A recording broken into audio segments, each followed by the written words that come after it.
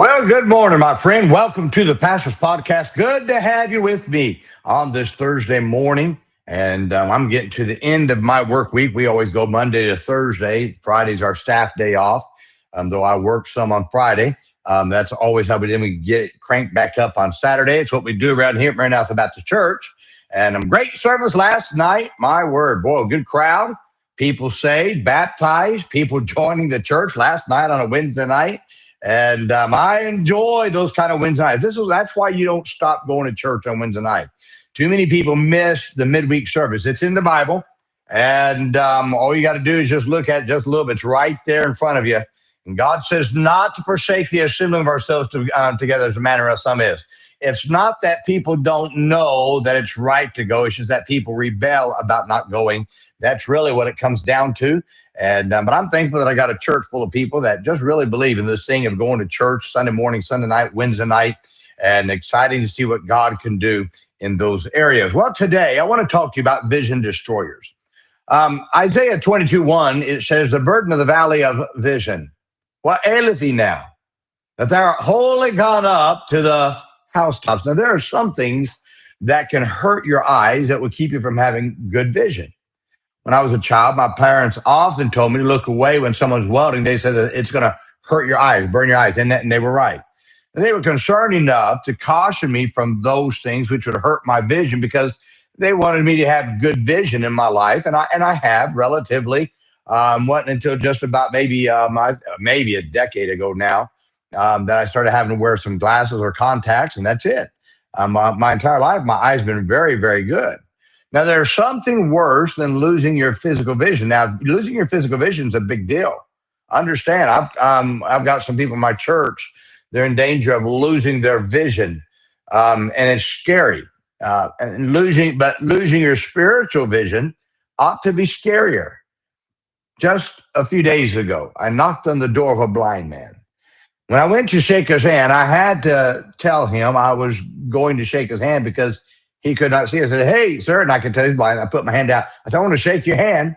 Sadly, many have lost their spiritual vision, unlike this blind person who cannot see great things that God wants them to see.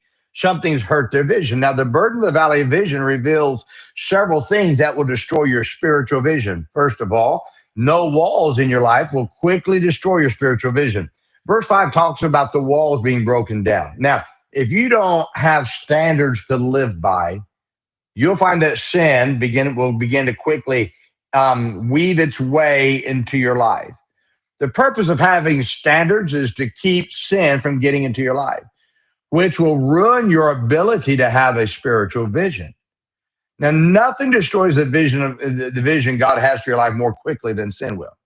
Sin has destroyed the vision that God has given to many believers, which means you must set walls in your life to keep sin away if you want to see the vision God has given you to become reality. We need to have standards. No standards, you're putting your spiritual vision at stake.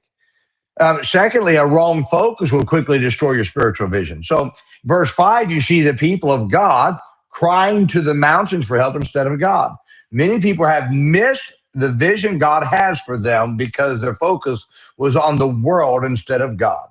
Now, God desires to do great things to your life, but those things will never be realized if your eyes are on possessions, money, success, or the world.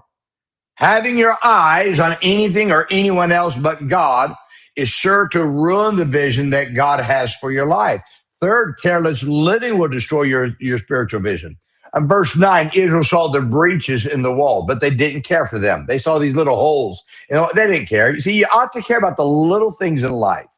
Those little things become big things eventually. Not caring for the little things is often what destroys life. I often get on my staff and I see little things are starting to become unnoticed. I get on and say, now, guys, listening to me. I'll tell them, I said, those little things, they become to eat away, become big things. We got to take care of them when they're small. Now, it's missing those little things in life that you just become careless about that destroys your vision, missing a walk with God. missing the prayer life, missing your soul winning time, missing a service here and there. Just little character flaws that you don't correct. That's not that big of a deal. I just hit the snooze button one time. No, that's a character flaw. And then before long, laziness starts coming in. I just saw a bad picture one time. Yeah, it's a character flaw. Those little things become big things. Understand, the vision God has for your life needs to be, you need to care for those little things that are not corrected. Those little things will become the big things that destroy you if you don't take care of them. Now, self-trust is another thing that quickly destroys your spiritual vision. Verse 11, Israel did not look unto the maker, their maker. Their maker was God. The vision God has for your life depends on you looking to him and not yourself. You are a step away from destruction when you think you can succeed without God. Don't become so arrogant and so self-reliant that you think you can do what you want to do and still see God's vision for your life. Many have missed what God wanted to do through them because they trusted themselves. You see, in all these areas, understand, no walls, no standards, wrong focus, careless living, self-trust. Now, it may not destroy you now, but my friend, that vision that God wants to do with your life, it can absolutely destroy it if you don't care for these things in your life. I challenge you, let's not be careless in life. Let's make sure our standards are what they ought to be. We've got to keep our standards right. Let's make sure that our focus is right. Let's keep our focus on God, on his word, on what we're supposed to do. Let's not get sidetracked with things that really don't matter in life. Let's not be careless in our life about little things that, well, it's not going to bother me now. Yes, but it will bother you. I think of Solomon. Solomon didn't care for the little things, which was the women.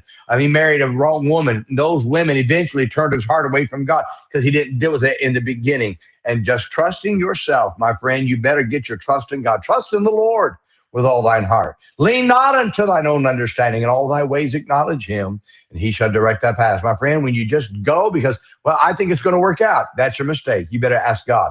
Get God's focus, my friend. I watched many a person. They've walked into my office. They've sat in this seat right across you can't see it, but it's right across the way. I'm looking at it right now. They've sat in that seat, and I said, I just don't think this is a good decision. This is what I got to do. They were trusting their own trust, and they go, and then they ruin their lives. My friend, we've got to be careful that we don't ruin our lives because, my friend, if we do, it's going to kill us all. We've got to keep ourselves spiritually healthy and have a spiritual vision so that Satan doesn't ruin our ability to reach people for Jesus Christ. Well, I hope this is a help to you today. Now, let's remember today, be good to everyone. Everyone's having a tough time. Have a great day, my friend.